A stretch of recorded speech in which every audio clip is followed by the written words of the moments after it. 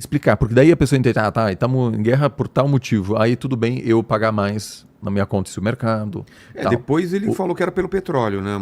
Mas isso, se você muda de história, É, todos os estrategistas de comunicação com os quais eu falei, falaram, olha, o Trump cometeu um erro brutal porque o Netanyahu convenceu o Trump de que aquilo seria um negócio de poucos dias, que obviamente não foi o caso. Então, mas isso também é reflexo isso é verdade, então, porque eu achei que era teoria da conspiração. Não, assim, quem tomou a decisão de entrar em guerra foram os Estados Unidos. Sim. Mas Netanyahu teve tem uma... mil gente tentando convencer o presidente dos Estados Unidos a não entrar. A fazer o que for. Então, eu não acho que... Não é teoria de conspiração no sentido de... É evidente que falou isso? tem Do governo do... Não, assim, o que eu ia dizer é o seguinte... Teve alguém de alto escalão que falou sobre isso. Se você é primeiro-ministro de um determinado país, está no seu direito de tentar convencer o presidente dos Estados Unidos de qualquer coisa. Isso acontece sempre. O erro do Trump foi embarcar nessa empreitada que, inclusive, está afetando a relação bilateral entre os Estados Unidos e Israel. Porque agora Israel virou um tema que deixou de ser um tema consensual. Antigamente, tanto a esquerda quanto a direita apoiava essa relação. Mas eu acho que mais do que isso, as dificuldades dos Estados Unidos no Oriente Médio demonstram também que a difusão de poder já reduz a capacidade das grandes potências de se imporem com facilidade. Porque você tem Irã, que é um país relativamente pobre, conseguindo dominar certas tecnologias, inclusive desenvolver tecnologias de ponta. Os drones que o Irã desenvolveu com apoio russo, que estão utilizados pelos russos na Ucrânia, são uma grande inovação militar. Por quê?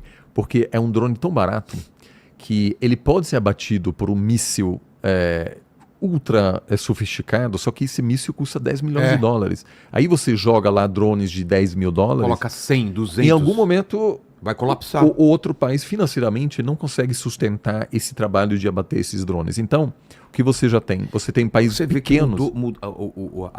A guerra mudou totalmente com drone e com inteligência artificial. Mudou totalmente. E aí tem duas coisas meio preocupantes.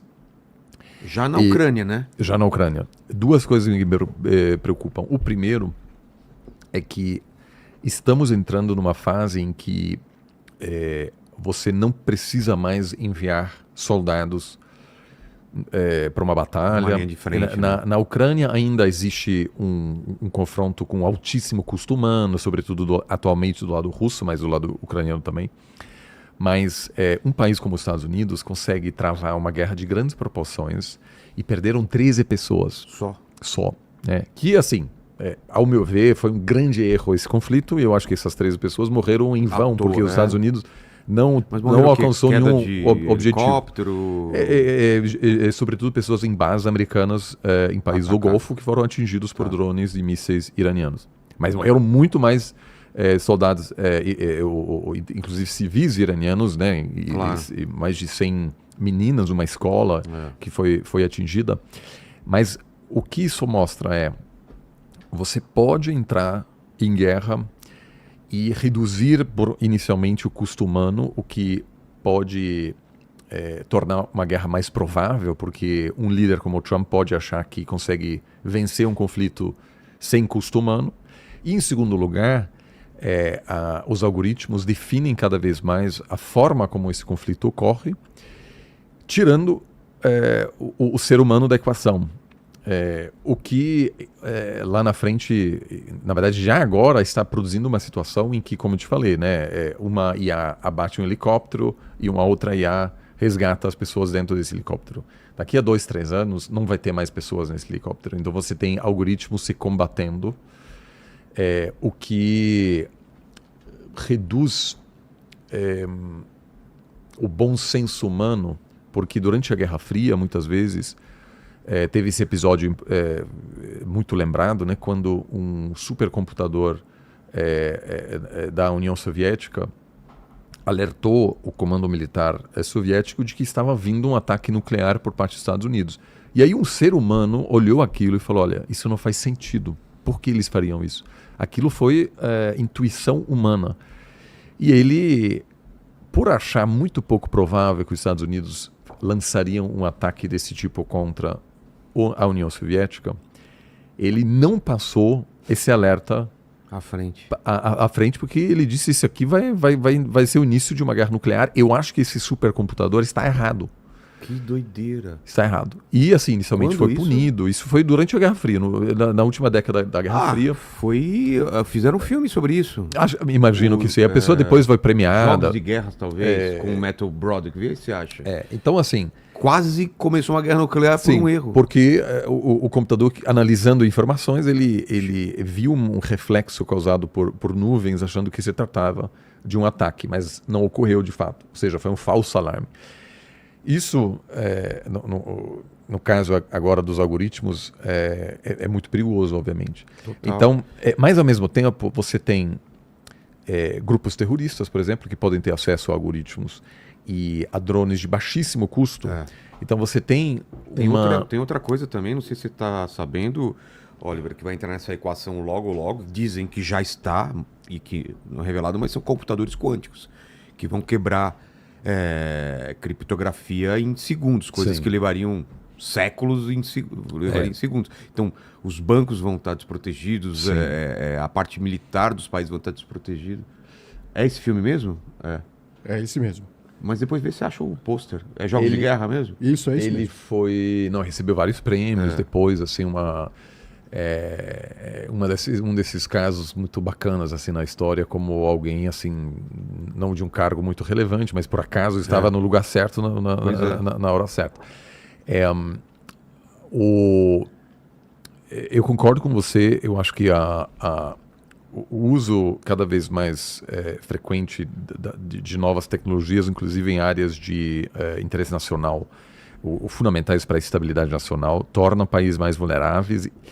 E eu vejo aos poucos... Nos Estados Unidos o pessoal está muito consciente disso, muito, muito. Então qualquer senador... Mas nos Estados Unidos você percebe que o inimigo é a China.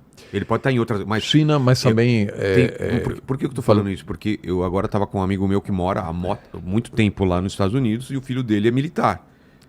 Militar, assim, desses que vão para frente na guerra. Sim. E no treinamento, quando ele vai se formar e tal, os caras falam, nosso inimigo é a China. Os Sim. caras estão preparados para isso. Sim, E ele sim. vai lá para aquele lado.